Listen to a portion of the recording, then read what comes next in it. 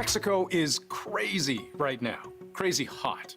At the time I record this, 48 degrees Celsius is the forecast high in Tabasco, Mexico. Insert spicy joke here. But it's not funny because monkeys are literally dying, dropping out of trees. Lakes and dams are drying up, and somehow in Mexico right now, they're getting hail?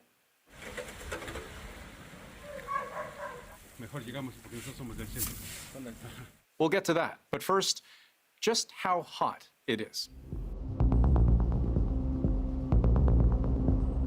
Deadly and destructive severe weather.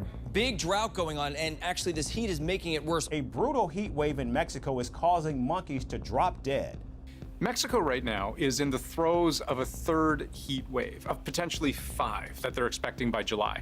This map shows some of the new temperature records in cities right across the country. Mexico City alone has already broken temperature records 3 times so far this season. Mexico City is a population of 22 million, so that's a lot of people to take care of when there's an extreme heat emergency. And not only are the daytime temperatures getting very high, the nighttime temperatures are as well, which means that people don't have that chance overnight to cool off. Take a moment to put yourself in their shoes. Most people in Mexico City are used to more temperate weather. Most don't have air conditioning.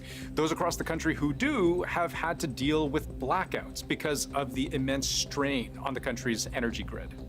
There's an important connection between blackouts and lack of rain. Almost the entire country has had below average rainfall this year. Right now, Mexico City is in the highest level of drought that we have, exceptional drought. On a scale of 1 to 5, they're on a 5. So that's a hydroelectric power issue in a country where hydro is the second most important source of energy. But it's also a severe health issue. In the last few months, at least 48 people have died from stroke or dehydration, according to Mexico's health ministry. Compare that to 2 or 3 annually, which is what we saw more recently. And in some parts, drought is so endemic, people have become more used to drinking soft drinks, not water. We found that many babies that are less than 6 months, younger than 6 months of age, are given Coca-Cola in bottles. So this is a very bad start of life. Police themselves blocked traffic last week because their barracks had no running water. The bathrooms, they said, were unusable.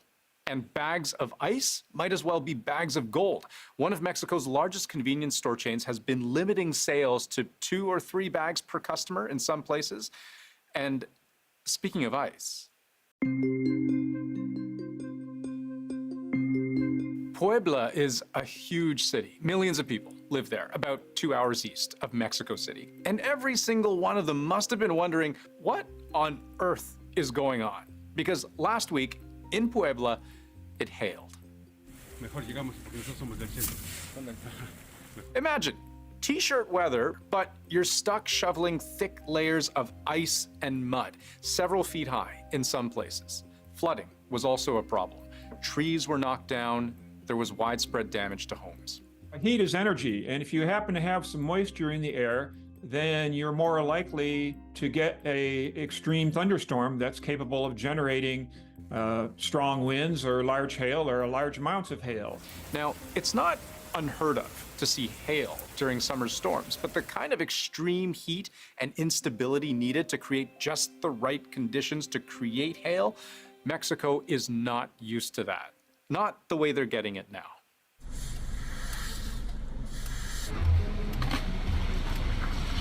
Now, at this point, it all starts to feel quite apocalyptic, doesn't it? But we're not done. Because imagine, the sun's out, you're trying to get some shade under a tree, and howler monkeys start falling out of the sky. Howler monkeys are dropping dead from trees in Mexico. Mexicans were finding 1, 2, sometimes 10 monkeys at a time sprawled on the ground underneath trees, either severely dehydrated or dead. 140, 150 in total this season. Some make recoveries, but many don't. Climate change is undeniably a factor when we see these kinds of die-offs. Whether they're howler monkeys, dolphins or coral reefs. Biologists say these are the sentinels, like canaries in a coal mine. And Mexican researchers are warning things are about to go from bad to worse. In the next couple of weeks, they're bracing for the highest temperatures recorded in history. That's on top of a season that has already been hotter than anyone has ever seen.